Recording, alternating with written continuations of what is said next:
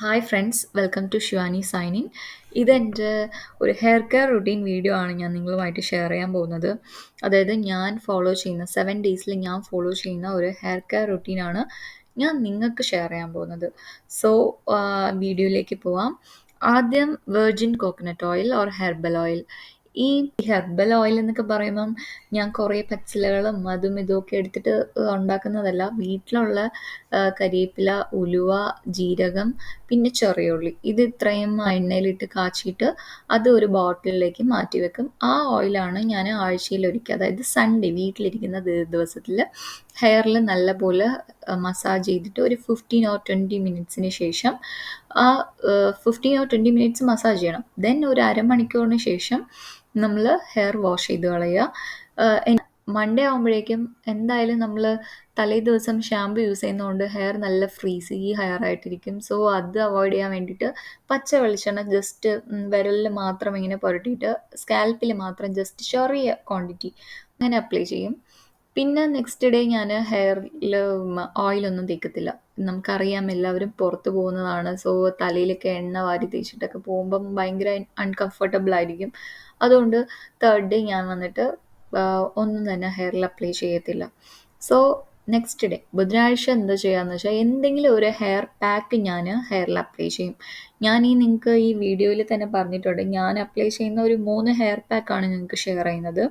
ഒന്ന് എഗ്ഗ് വെച്ചിട്ട്, പിന്നെ ഉലുവ വെച്ചിട്ടുള്ള ഒരു ഹെയർ പാക്ക്, പിന്നെ കോക്കനട്ട് മിൽക്ക്. ഈ 3 ഹെയർ പാക്കാണ് ഞാൻ എൻ്റെ ഹെയറിൽ അപ്ലൈ ചെയ്യുന്നത്. സോ ആദ്യം ഉലുവ വെച്ചിട്ടെന്ന് വെച്ച് പറയുമ്പം ഞാൻ എൻ്റെ ഹെയറിന് ഒരു 2 സ്പൂണാണ് ഞാൻ ഉലുവ എടുക്കുന്നത്. ഈ ഉലുവ ഒരു ബൗളിലെടുത്തിട്ട് വെള്ളം ഒഴിച്ച് ഒരു ഓവർനൈറ്റ് സോക്ക് ചെയ്യുക. എന്നിട്ട് നെക്സ്റ്റ് ഡേ അത് നെക്സ്റ്റ് ഡേ ഈവനിങ് ആയെങ്കിൽ അത്രയ്ക്കും നല്ലത്. ആ വെള്ളം നല്ല രീതിയിൽ, അതായത് ആ കൊ കുതിർത്ത് വെച്ചിരുന്ന ഉലുവ വന്നിട്ട് മിക്സിയിലിട്ട് പേസ്റ്റാക്കി എടുക്കുക. ഈ പേസ്റ്റാക്കി എടുക്കുമ്പോഴേക്കും നല്ല രീതിയിൽ പേസ്റ്റാക്കണം. ഈ തരിതരിയായിട്ടൊക്കെയാണ് ഉള്ളതെങ്കിൽ പിന്നെ നമുക്ക് ഹെയർ വാഷ് ചെയ്യുമ്പോൾ ഭയങ്കര പാടായിരിക്കും. ഈ തരിതരിയായിട്ട് നമ്മുടെ ഹെയറിൽ അത് പോകത്തില്ല എത്ര വാഷ് ചെയ്താലും. സോ നല്ല രീതിയിൽ പേസ്റ്റാക്കിയിട്ട് ഹെയറിൽ അപ്ലൈ ചെയ്തിട്ട് ഒരു 10 to 15 മിനിറ്റ്സ് ഹെയറിൽ ആ ഉലുവ കിടക്കട്ടെ. അധികം നേരം ഇടാൻ പാടില്ല, കാരണം അത് കട്ട പിടിക്കും. ഉലുവ പെട്ടെന്ന് തന്നെ തിക്കായി മാറും. സോ പിന്നെ തണുപ്പുള്ള സമയത്തിലും ഉലുവ ഹെയറിൽ അപ്ലൈ ചെയ്യാതിരിക്കുന്നത് നല്ലതാണ്, കാരണം ഉലുവ ഭയങ്കര തണുപ്പാണ്.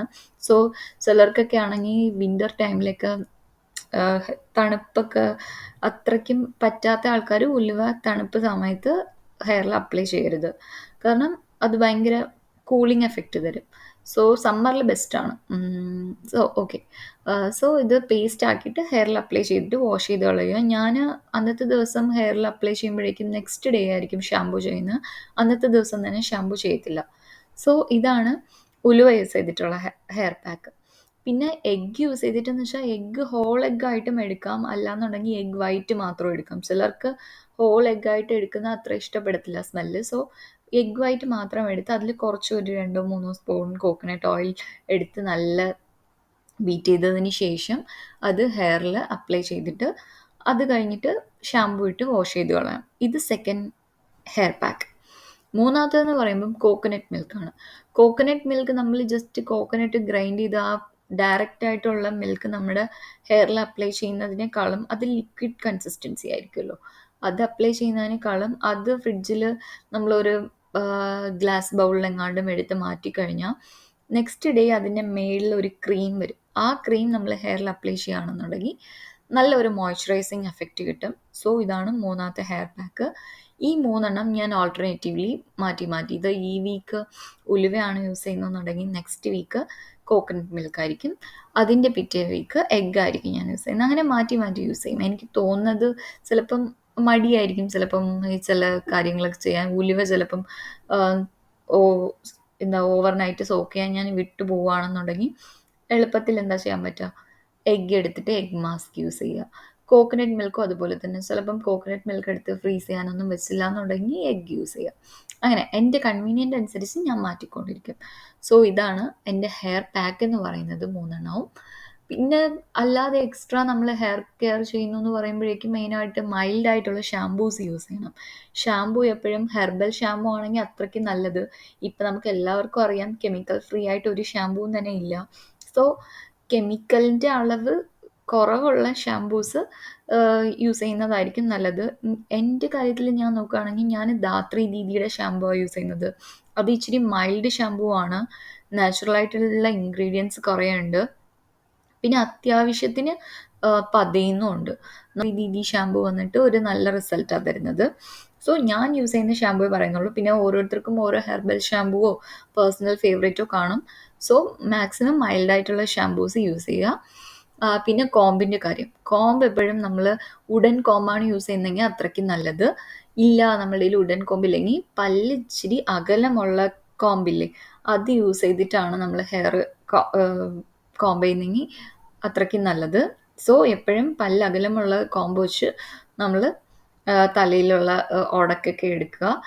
എപ്പോഴും ഹെയർ നമ്മൾ ഉടക്കെടുക്കുമ്പോഴേക്കും താഴെയാണ് ആദ്യം ഉടക്കെടുക്കുക, പിന്നെയാണ് മേളിലോട്ട് വരേണ്ടത്. ഇതൊക്കെ എല്ലാവർക്കും അറിയാവുന്നുള്ള കാര്യങ്ങളാണ്. സോ അധികം ഞാൻ എക്സ്പ്ലെയിൻ ചെയ്യുന്നില്ല. പിന്നെ ഹെയർ സിറത്തിൻ്റെ കാര്യത്തിൽ ആക്ച്വലി ഞാനായാലും സ്ട്രീക്കിൻ്റെ ഹെയർ സിറം ആണ് എളുപ്പത്തിന് പുറത്തൊക്കെ പോകുമ്പോൾ യൂസ് ചെയ്യുന്നത്. അല്ല നമുക്ക് നാച്ചുറൽ ആയിട്ടുള്ള ഇൻഗ്രീഡിയൻ്റ് ആണ് വേണമെന്നുണ്ടെങ്കിൽ നമ്മൾ അലോവേറ ജെൽ എന്ന് പറയുന്നത് ഒരു ബെസ്റ്റ് ഇൻഗ്രീഡിയൻ്റ് ആണ്.